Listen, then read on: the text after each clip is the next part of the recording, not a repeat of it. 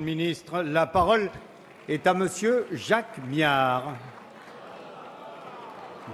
Merci les encouragements. Monsieur Macron, il ne faut pas être amnésique et oublier les mauvaises mesures que vous avez prises en début de quinquennat et qui auraient permis à l'économie française de mieux se porter. Ma question s'adresse conjointement au ministre des Affaires étrangères et au ministre de l'Intérieur, et je l'adresse donc au Premier ministre sur l'unité du gouvernement. Les Français ont appris avec horreur et colère que l'un de nos concitoyens, un Normand de 22 ans, figurait parmi les assassins de Peter Kessic et de 18 prisonniers syriens qui ont été décapités en Syrie. Un second Français pourrait être aussi impliqué. À l'évidence, Monsieur le Premier ministre, nous sommes en guerre. Nous sommes en guerre contre des fanatiques religieux endoctrinés sur le modèle sectaire pour se livrer à des meurtres cruels et barbares. Nous avons voté votre loi sur la lutte contre le terrorisme, mais il faut regarder la réalité en face. Cette loi nécessaire est loin de répondre aux défis que nous devons relever. La bataille se joue sur le plan interne et externe. Sur le plan interne, les dérives communautaristes s'accroissent sur tout le territoire et à l'éducation nationale, on ne semble pas les prendre au sérieux alors qu'il faut, dès le plus jeune âge, enseigner les principes de laïcité, de tolérance et d'esprit critique. Il nous faut renforcer les moyens des services dont je salue ici, au nom de tous les députés, le dévouement pour protéger les Français. Sur le plan externe, nous devons faire pression sur le gouvernement américain pour qu'il ferme les sites qui accueillent les sites djihadistes.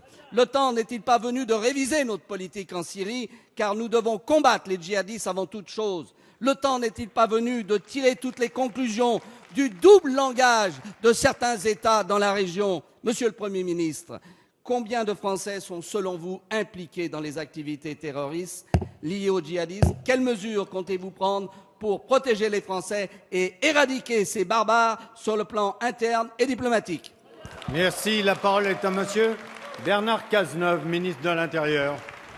Monsieur le député Jacques Miard, je veux d'abord vous rejoindre tout à fait dans la nécessité de donner à nos services les moyens dont ils ont besoin pour accomplir les missions qui sont les leurs dans le contexte difficile de la lutte contre le terrorisme. C'est la raison pour laquelle, après que le précédent gouvernement a supprimé près de 200 postes à la Direction générale de la sécurité intérieure, le Premier ministre a décidé que nous en créions 436 au cours des prochaines années jusqu'à la fin du quinquennat et que nous avons aussi décidé d'augmenter très sensiblement les moyens de modernisation de la Direction générale de la sécurité intérieure, qui verra ses budgets augmenter de 12 millions d'euros par an. Je rejoins donc tout à fait votre préoccupation. Là où les services ont été affaiblis, nous allons les conforter parce que nous avons besoin de services forts auxquels, à mon tour, comme vous l'avez fait, je veux rendre hommage, car ces services font un travail absolument remarquable qui, au cours des derniers mois, les a conduits à neutraliser près de 138 combattants étrangers français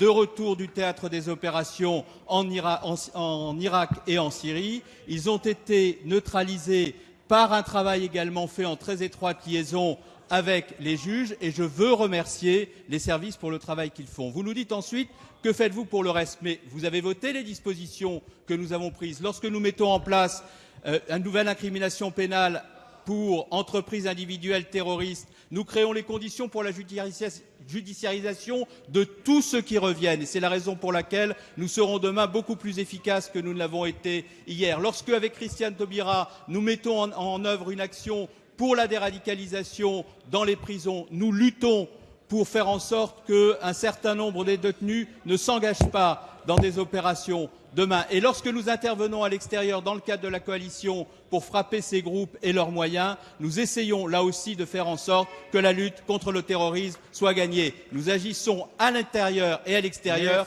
Nous le faisons avec détermination et avec efficacité.